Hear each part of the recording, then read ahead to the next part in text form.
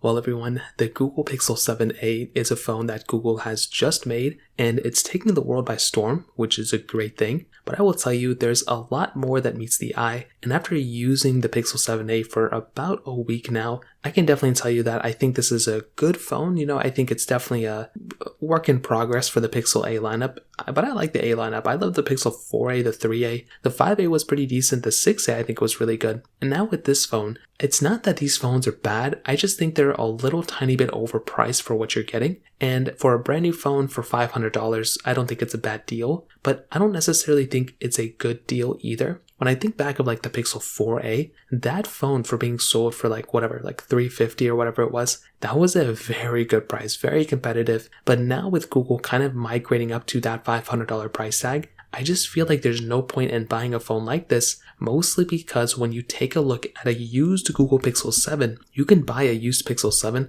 all day for less than $500. It's not even close. So what even is the point of buying a Google Pixel 7a when you can buy a used Google Pixel 7? You might even be able to buy a Pixel 7 Pro, honestly, for less than that price. Even a Pixel 6 you can buy for less than $200. So there really isn't a big reason or a big jump why I would recommend people to go and buy something like a Pixel 7a when, like I mentioned, you could just go ahead and buy something like a Google Pixel 7 for less than $400, which is insane. So if you want to pick up some phones I would recommend buying this year, links will be down in the description. You can get them from there and you can help support the channel at the same time. Now, a few things I want to get off the bat. The front display, it's not that bad. I think it's, an upgrade from the Pixel 6a, mostly because of that 90Hz we have enabled now. So it's cool, 1080p, 6.1 inches. It's OLED display too. And from everything that I've been able to see compared to basically all the other devices that I've owned so far, seems like a decent display. Like I said, it's a little jump from the Pixel 6a,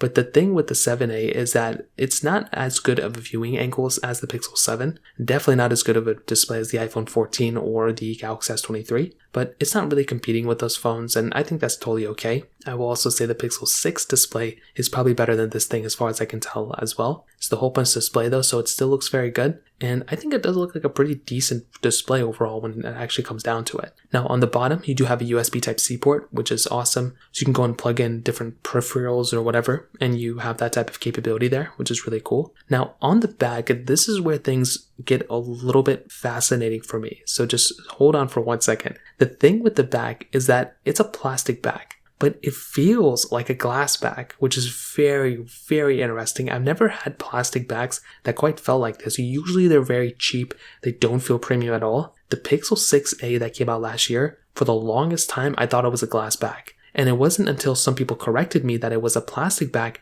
that I actually found out. So you may be able to pick up this phone and immediately tell this thing's a plastic back. But for me, I actually use a lot of phones here and there. I've tested a lot of phones, and I'm surprised that this thing has this decent of a plastic back. So you might feel the same way, you may not, but that's kind of how I felt for both the Pixel 6a and the Pixel 7a. And to be honest, if Samsung were to actually do this on their Galaxy S21 when they put a plastic back on that phone, I think this would have been a better approach. Although this is not a frosted plastic back, I still think this was a very interesting approach from Google, and even though it's a plastic back, it does feel fairly premium. You have the dual camera setup on the top left as well. You have IP certification on this phone. You have, stock Android. You have a very good phone overall for what you're getting. But like I mentioned, when compared to the Pixel 7, this phone is not as good of a phone as the Pixel 7. When you can buy a Pixel 7 in the used market for cheaper than this phone, it just doesn't really make any sense to buy this phone in my opinion. Now moving on to the camera side of things. On the back, like I mentioned, you have a dual camera setup. So you have a 64 megapixel wide-angle lens, and then you have a 13 megapixel ultra-wide camera. And on the back of this, or on the front of this phone, you have a 13 megapixel ultra-wide camera. Now, as far as I can tell, this megapixel count for the 64 megapixel wide-angle lens is higher than the Pixel 7. So I don't even understand what's going on there. Google does so many interesting things, and they do these things on purpose. But this is a very interesting thing that Google has kind of done here, in my opinion. Now, on top of that, you are still getting, 4K at 60 on the back. You're also getting 4K at 30 on the front, which is very surprising. I was not expecting that from Google to give us that type of capability already. But that's another cool thing that we have here, and personally for me, I'm a fan of it. Now, on top of that, you are still maintaining a lot of things on this type of device, which is awesome. So for one, you are still maintaining a very good, display for the most part. You're maintaining very decent camera features. But like I mentioned, this is not a camera that you're going to pick up and be like, oh my goodness, it's so good, it's the best camera in the world. I feel like with Google cameras, they've been kind of on the standstill with bringing in features. When I look at Samsung, they actually do a really good job, in my opinion, of bringing in lots and lots of features. With Google and Apple, for some reason, they don't want to do that, and I don't understand why. I feel like they should be doing a better job there, but there's not much we can do about it. I'll tell you at the end of the day, though,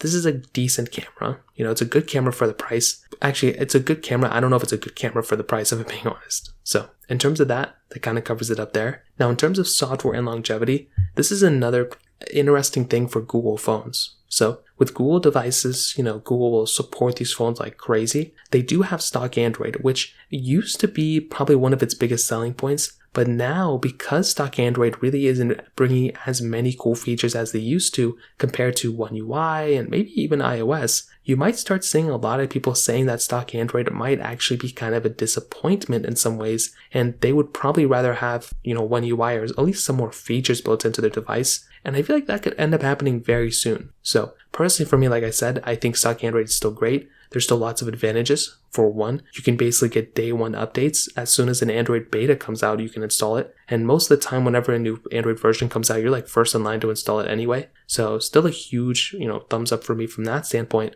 But I would say with something like the Pixel 7a, you are still getting a really good performing phone from software standpoint. And it's going to be supported for many, many years to come as well. So that pretty much covers it up there. Now in terms of performance, this phone has that Google Tensor G2 chipset inside of it with 8 gigabytes of RAM. Now, funny enough, from my experience of using this phone, what's very, very fascinating is that from all the speed tests I've done, from the basic, you know, application testing that I've done for myself as well, I'm surprised that the Pixel 7a, it's not as fast as I was expecting it to be. Like, it's still a fast phone, but I can definitely tell that in some ways, even compared to like an iPhone 14, a Galaxy S23, it's definitely not as performance heavy, which is expected. This is a cheaper budget phone, but this thing internally is almost the exact same thing as the Pixel 7, and I feel like the Pixel 7 is the same exact way as well. I feel like with that Mali GPU that these things use, they are not as suitable for these Android applications as some other phones are, and even compared to Apple, like I feel like they do a better job at their apps and games rather than, you know, Google with their specific chipsets and, you know, how they handle their performance. So I think day-to-day apps, you're going to be fine.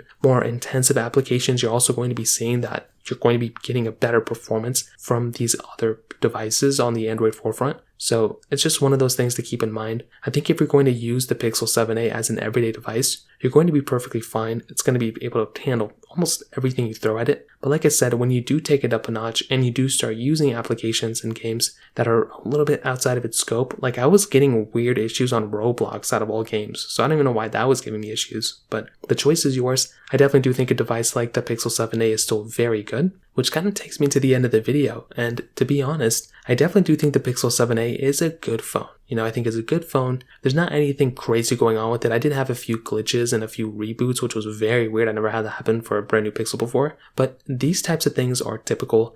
I will say, I like the Pixel 7a. If this was like a $350 phone or $400 phone, I think it'd be a different story. But at $500, this phone is already more expensive than a used Pixel 7. You might be even able to buy a Pixel 7 Pro for that price tag. So there's just not a reason at all that I would recommend buying this thing. I would much rather prefer buying a Pixel 7, a Galaxy S23, which probably isn't $500 yet, but the Pixel 7 Pro is probably there. The Pixel 7 is there. The Pixel 6 Pro is there. Those types of devices are probably better than this thing in my opinion. So in terms of that kind of covers it up there. If you have any other thoughts or questions, let me know in the comment section below. Hit the like button, that would mean so much, but definitely hit that subscribe button. More importantly than everything else, I love every single one of you guys. Hopefully I'll catch you guys in the next video. Peace out till then.